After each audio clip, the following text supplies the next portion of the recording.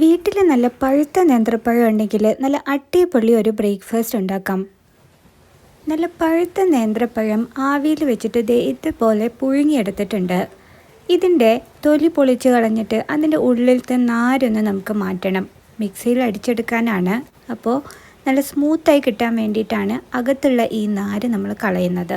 എല്ലാ പഴത്തിൻ്റെയും തൊലിയും നാരും കളഞ്ഞ ശേഷം മിക്സിയിലിട്ട് ഇതുപോലെ സ്മൂത്തായിട്ട് അടിച്ചെടുക്കണം. ചൂടാറിയിട്ട് വേണം കേട്ടോ അടിച്ചെടുക്കാനായിട്ട്. അത് ഞാൻ ഒരു പോണിയിലേക്ക് മാറ്റി വെച്ചിട്ടുണ്ട്. അതിലേക്ക് 1.5 കപ്പ് നല്ല നൈസായിട്ടുള്ള വറുത്ത് പൊടിച്ച അരിപ്പൊടി, പത്തിരി ഉണ്ടാക്കുന്ന പൊടിയായാലും മതി, അതും അതിലേക്ക് ആവശ്യത്തിനുള്ള ഉപ്പും കൂടെ ചേർത്തിട്ട് നന്നായിട്ട് സ്പൂൺ വെച്ച് മിക്സാക്കി എടുക്കണം.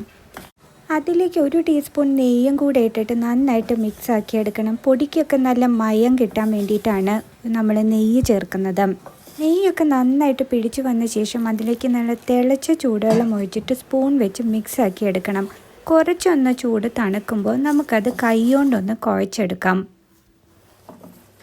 കൈകൊണ്ട് നന്നായിട്ട് കുഴച്ചത് ഈ പരുവത്തിലാവുമ്പോൾ നൂലപ്പത്തിൻ്റെ അച്ചിലിട്ടിട്ട് ഒരു പ്ലേറ്റിൽ വാഴയില വെച്ച് അതിലേക്ക് നമുക്കിതൊന്ന് ചുറ്റിച്ചെടുക്കാം. മനുഷ്യൻ്റെ ആരോഗ്യത്തിന് ആവശ്യമായിട്ടുള്ള ഒരുപാട് വൈറ്റമിൻസ് നേന്ത്രപ്പഴത്തിലുണ്ടെന്ന് എല്ലാവർക്കും അറിയാം.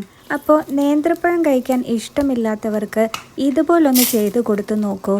അവർ നല്ല അടിപൊളിയായിട്ട് കഴിക്കും. ഇത് നമ്മൾ ചുറ്റിച്ചെടുത്ത ശേഷം നമുക്കിനി ആവി കൊള്ളിച്ചെടുക്കണം.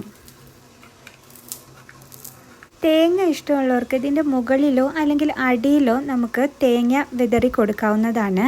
ഇനി ഇത് നമുക്ക് സ്റ്റീമറിൽ വെച്ചിട്ട് ഒരു 5 മിനിറ്റ് നേരം സ്റ്റീം ചെയ്തെടുക്കാം. നമ്മുടെ അടിപൊളി പഴം വീശൽ റെഡി ആയിട്ടുണ്ട്. ഇത് നമുക്ക് ഒന്നില്ലെങ്കിൽ തേങ്ങാപ്പാലിൻ്റെ ഒപ്പോ അല്ലെങ്കിൽ നല്ല ചിക്കൻ കറിയുടെ ഒപ്പോ കഴിക്കാവുന്നതാണ്.